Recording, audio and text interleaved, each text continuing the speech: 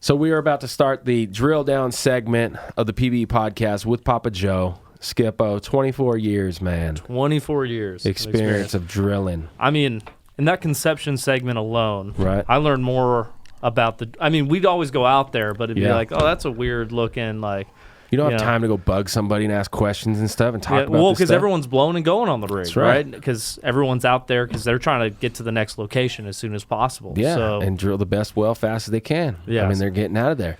So the drill down segment of this show is going to go into PapaJoe's career. You're going to start us off with that you were a pit hand. Yep. Boom. And now you're sitting here consultant, you're the man out on location. Bottom line. Yeah. That's the bottom line. Oh, yeah. And that was 24 years of 12 to 14 days on, 12, 14 days off. Boom. 24 years of that straight. It started with 7 and 7, and then it moved up to 14 and 14, and 21. So, damn. 21. 21 days on the field, 21 days at home. You didn't last that long for the 21. It was like about 2 years, I think. 2 years. Wow. Yeah, okay, so take us back to 1997. So Your age. So 1997, man, it was a good year. Still remember, I told one of my best friends that we graduated both from high school, and his daddy was a driller, right? Mm-hmm. So, I told him, hey, so his daddy gave him a job, and I told him, hey, you know what? He was making all that money. I said, hey, how can I get in there? He said, well, I just got to tell my daddy. I said, well, tell your daddy. A year went by, and then January the 1st, 1997, I had a phone call at 8 o'clock in the morning. I was drunk as hell. Yeah, because we partied. Yes, sir. We partied Welcome to 1997. We partied. We partied at. Welcome to 97, right? So he called me and said, "Hey, it's me, so and so. Do you want a job?" I said, "Yeah, I want a job." I said, "Okay. In 3 days, I want to see you here on location and be ready to work." I said, "Shit, January 3rd, I'll be good by then. Yeah. I'll be sober by then." But anyways, I got a full day and a half to get this hangover to go away. I got there, and then I talked to the rig manager. I told him, you know what, I'm here. This man just called me. He called me a couple of days ago. I want a job. I'm here to work. He said, you want to work? I said, yeah, I want to work. So I said, okay. So he sent me to the clinic to go do, back then the physical, it was just a piss test, Passed the piss test with flying colors. Anyway, came back, that took about an hour or two. It wasn't that far from town.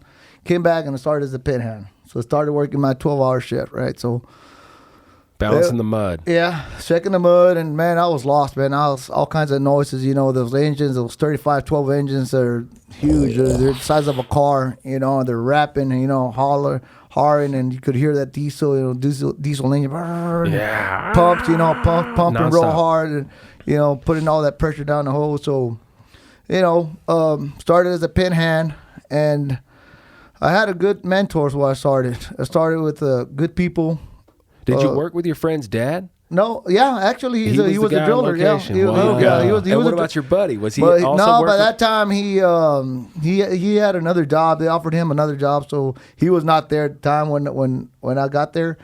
I guess he went to trucking business or something. Hopefully it wasn't for him. So yeah, so I started with that crew. It was a bunch of good guys, older guys. They used to call me the kid. Because I was 21 years old, and all of them there were over 40, 35 and over. Yeah. So started with them, I started with good people, like I said, hardworking guys, and I moved on up, from a pin hand. You got to follow them stages. You got to be a pin hand, floor hand, motor hand, derrick hand, driller. Okay. So I skipped all floor hands and motor hands, and I went from a pit hand to derrick hand.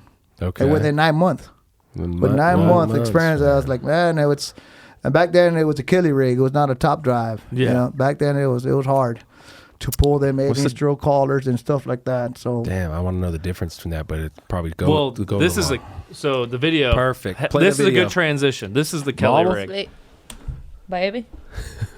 All right, so we're watching this video. That thing's twisting. This he's hugging a hose line. What do we got, PapaJoe? What are we looking at? That's the Kelly hose right there. You got 35 psi running through. You got fluid running through there, and it's 35 psi. That's what the guy's hugging right there.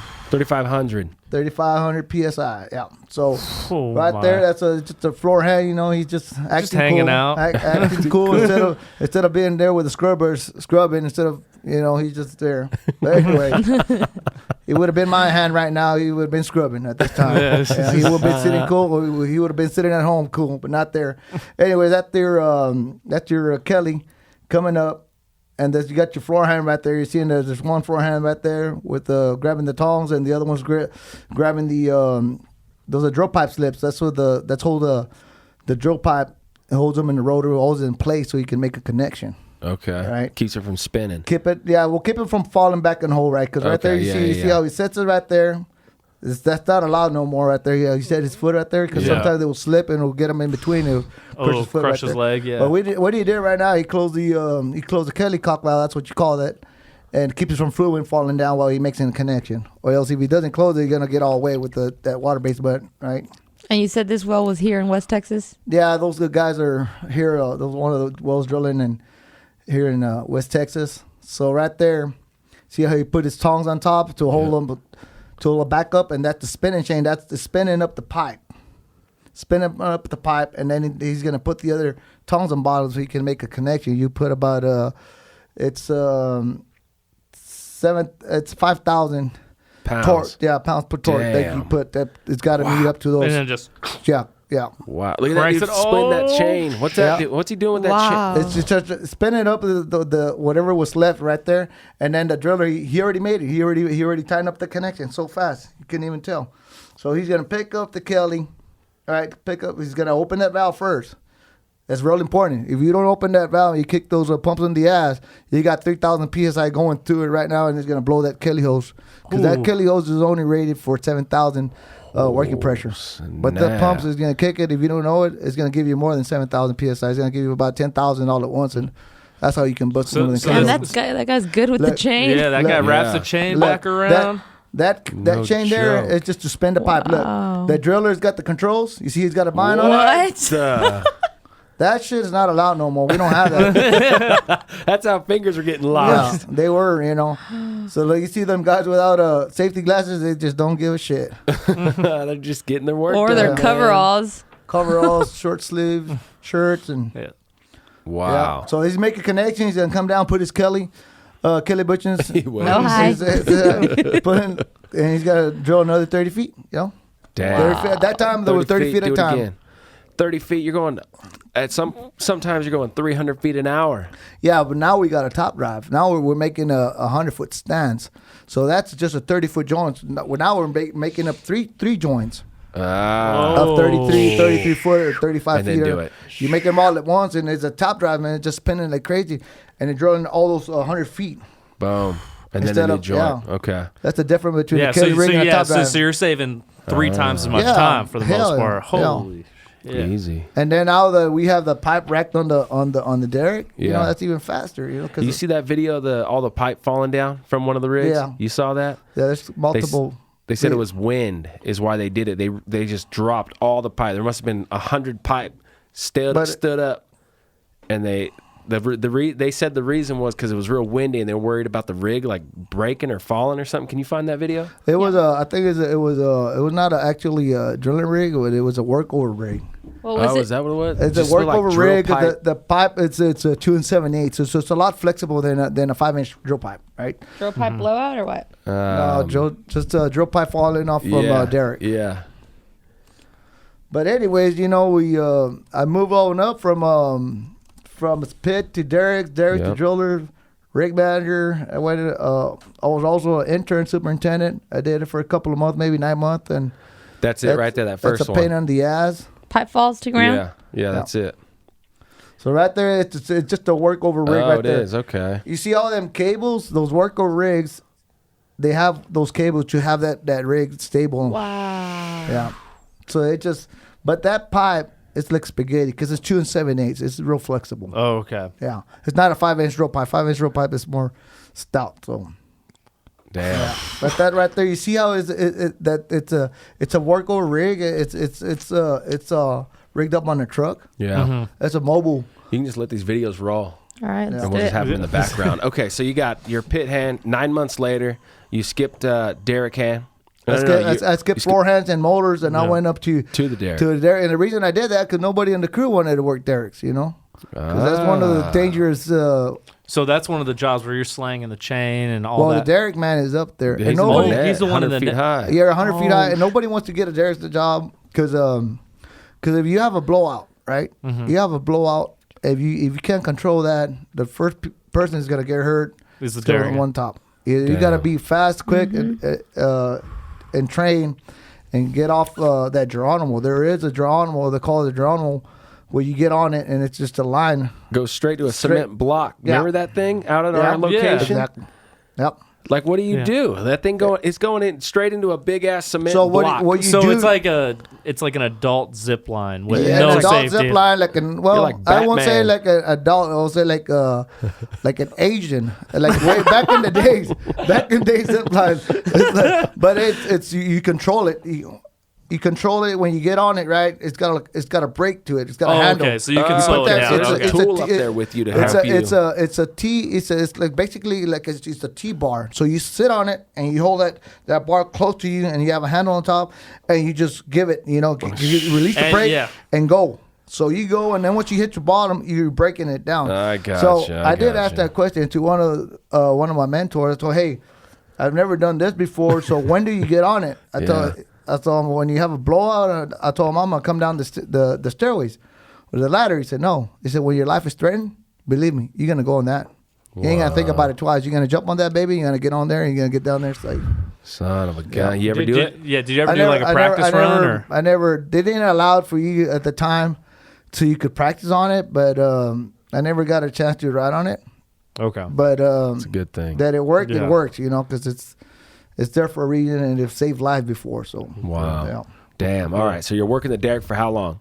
I was about to ask him. I worked derricks close to 10 years. They offered me a drilling job when I was 5 years into the career, but they wanted for me to go to another rig, to go drill another rig, because my driller didn't want to leave. Of course, we all were like family, so I was going to ask that, because if it's all you're all part of the same company, you're all part of the operators that really like the crew. Exactly. So you guys really are every 12 days, 14 days, whatever that rotation. It's usually the same guys. You're a well-oiled machine at that point. Yeah, we knew each other. Like we knew, like if you had a problem or something was not right with the crew, that's how we got to know each other. Because basically, if you look at it, we were families. Because half of the year of that year, which it was, we spent half of the year with our family, and this guys were our family. So they offered me the job and say, hey, you know what? So they sent me a well control, passed the well control class, and they say, hey, you know what? This rig needs a driller. I said, no. I turned it down. So what do you mean no? The office told me, what do you mean no? I said, no, I don't want it. I want to stay here. I feel comfortable here. I feel like family. Damn. I don't got no need to go go drill. So I stayed there until my driller, he moved on as a directional driller. That's how I got the job. And I didn't want the job. But the rig manager told me, you know what, you're the candidate to get it. You're the one. Yeah. And they told me that was the last day, 7 days of our hitch. The last day, the guy gave him 7-day notice. Told him, my driller told him, the rig manager told him, you know what, I'm done. I'm going to go directional driller. And here's my 7-day notice. So the pusher got me that day. He said, hey, Joe, you know what? Next 7 days, you're going to drill. I said, nah, I ain't going to drill. I said, yeah, you're going to drill. I said, no, I don't want the job. I'm good here. He said, well, let's put it this way. If you don't get the job, I'm going to run your ass off. Dang. And I'm going to get somebody. Who was telling you this? One of your mentors along the way? One of my mentors, because he knows, but I guess he's like, through the inside, he was not going to do it, but he put me pressure, said, Joe, I want you to drill. And I move up the ladder. So when I met him, he was a motor hand. My one of my mentors. He moved up to drillers. He moved all the way to rig manager, superintendent, and I was just following his steps all the way behind. Okay. And then I didn't drill for much. I drilled like maybe 3 years or so, and then I got a rig manager job. And then from there, I think it was like 2 years. I went to the office as an intern superintendent. I did it for 9 months to go relieve them guys, the superintendents. So I got a little taste of that, which is no fun, because you got all the reports coming in. If you got control, you're watching 7 rigs at a time, and Jeez. what's going on in 7 rigs. within 12 hours is a lot. So what the hell? Yeah. 7 rigs. So explain in your career where you went from 7 days on, 7 days off, 14 days to 21 days on and off. Like how, where is 14 days the sweet spot for you? Well, let me tell you here, Skippo. At first, 14 days was hell. It was like we were not used to it, right? Mm-hmm. We were used to 7 and 7, and we were so close to the house. When I got that job, 7 and 7, it was just 20 minutes. Drive home. So we started moving from South Texas. We started moving to a little bit of East Texas, Mid Texas, and then we went 14 and 14 because of that reason. Mm-hmm. First of all, we didn't like. Nobody liked it, right? Everybody was bitching. Mm-hmm. I say like 8 months into it, we all loved it. Wow. We all loved it, right? We all say, well, actually, 14 days, it ain't bad. Because if you see it, it was like you would get off. You would take probably 7-8 hours to go home and then to rest, a day or two. And you look at it, and on the other hand, if it was 7 days, you only had 4 days to rest. Actually, 3 days, because you have to drive 1 day back to work, right? So we saw it and I said, you know what? It's good. It's good 14 and 14. So we loved it, right? And then went to managing. And from there, we went, only the rig managers were 21 and 21.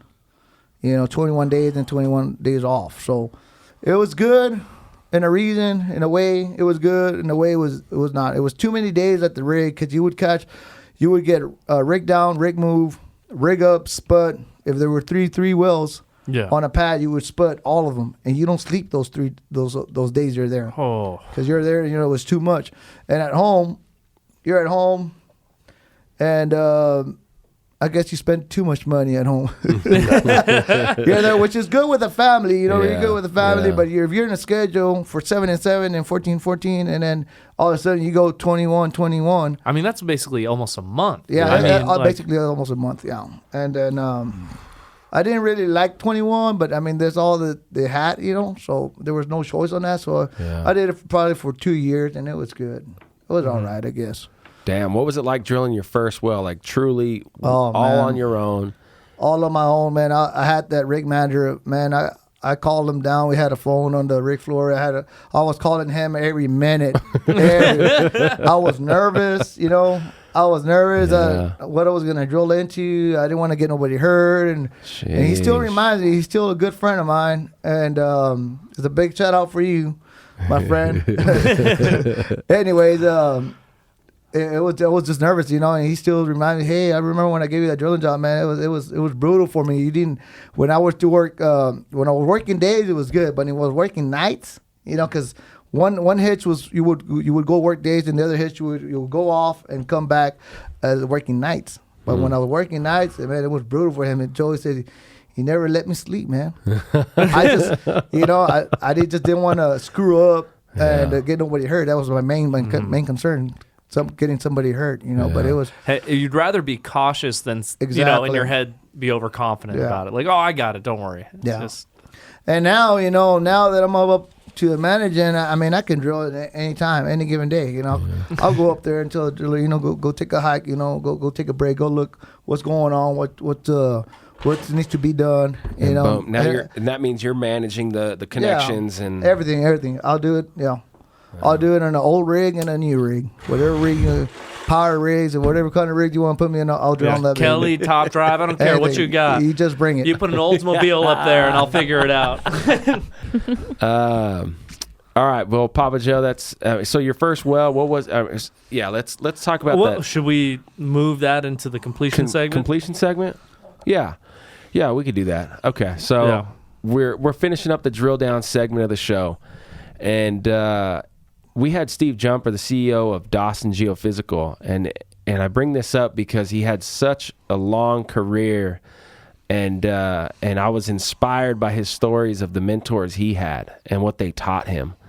So, can you finish the drill down segment maybe with what was it about these guys? What did they do for when you think about them and you really think about them, you get chills, I would assume. I mean, I do when I think about the mentors in my life and how just impactful they were. And I just drive forward with all that. And I assume you do too. Yeah, absolutely, man. I will, it's like I said, I started with these guys. They were older guys, and they were all just hard labor working guys. You know, they were all positive, good people all around them, and they showed me the ropes, right? So they showed me the ropes through my years, and they showed me how everything was, you know, put together, how everything would go, and what was right and what was wrong, and the good thing, I say the good thing about it, that none of those guys that the floor had, the roughnecks, I call them roughnecks, so that's where we were back then. They never wanted the drilling job, you know. So they never wanted the drilling job. They never wanted to move up because they liked where they were. Yeah. You know, so that was another opportunity that I got, because those guys had been there maybe 10 years before I got there on that rig. Mm-hmm. So when that drilling opportunity came, they offered them, but nobody wanted it. Nobody wanted it, not because they were stupid or nothing. They were just comfortable. They were comfortable. They were smart individuals, Mm-hmm. smart, hardworking individuals. They didn't do stupid shit, and you know that was one of the things how I got my drilling job, because of them. You know, and throughout my drilling career, they told me, "Hey, Joe, you know what? We know it. We know it all. We're gonna help you, but you know what? We don't want nobody to come and get it, come and get the job. You earned the job, and we don't want it. But throughout this drilling career, we're gonna show you the ropes. We're gonna show you what's right and what's wrong. Yeah, because that's how they knew they knew the rig, they knew the bottom hole, they knew everything. You know, so definitely, you know, those guys did help me out, and I congratulate them and thank them for what they did and what I'm now. I'm what I'm now because of them. Right. Right. And now you're starting to give back to younger people. Maybe. Exactly. Oh, So wow. give the same mentality, the same the training they gave me, give it to the guys. You know, give them a chance. If they're willing to learn, they want to be there, give them a chance to give it to them. Yeah. If they're asking questions, if they're nagging you, you're just, hey, I was in that same position. Yeah, I was in the same position, did stupid shit, and Right. you know, and I remember when I did stupid shit, and then I said, well, you know what, Joe, it happens, you know, it's happened in a drilling rig. Nobody's perfect. I remember one time I was getting a drill bit. They told me to go get a drill bit from the company man's house. That's where the consultants, they put all their equipment, all that belongs to them. They want to know what they have, and nothing's got to be moved from their house. So I went in there with it was late at night. I went in with a forklift, and it's just a regular mobile home, right? Mm-hmm. So I went and grabbed this bit to take it up to the rig fork. We were going to change the bit. By that time, I was working derricks. I remember going in there and poking a hole or two holes with forks into the trailer. You know? You say, hey, I heard you wanted some extra ventilation. You know, the like, AC was busted. So I just backed out, picked up the bid. And I was waiting for that company man to come out and raise hell. Yeah. So he didn't come out. I took up the bid up there, and my best friend, Big Dog, I told him, hey, you know what? I pulled him up outside. Hey, this is what I did. He said, and then what happened? The company woke up. Said, no. He said, hey, don't worry, little Big Dog. It'll be all right. He said, it never happened. I know you didn't do intentionally, but he said, don't worry about it. They'll get it fixed. They'll get a new one tomorrow. Man, You know? yeah, they'll bring out a new trailer, man. That's awesome. Yeah, but the way this guy's trained me to move up, and the way where I'm at, the position I'm at, man, they did a good job. And the good thing I broke up with them guys. They're one of the best out in the oil field back in the days. Wow. Yeah. Wow. What an end to the drill down segment, man. And that is. Can't even imagine. 24 years. I mean, the work you put in, it's just incredible. You raised an amazing family. And it's awesome. Mm-hmm. It's really, really cool. All right, so let's jump into the conception part of the show. Come on, please. Gosh dang, I keep doing that. You're 0 for 3 right now, man. Wait a minute, I didn't do it on Aaron's show. Oh, you didn't? Yeah, all right. 1 for 4. 1 for 4. Betting 250. So we're going to go into the completion segment of this show with you, PapaJoe. And to do that properly, we're going to give it a minute for a sponsor to have their time, and we're going to give a shout out for our completion sponsor of the show.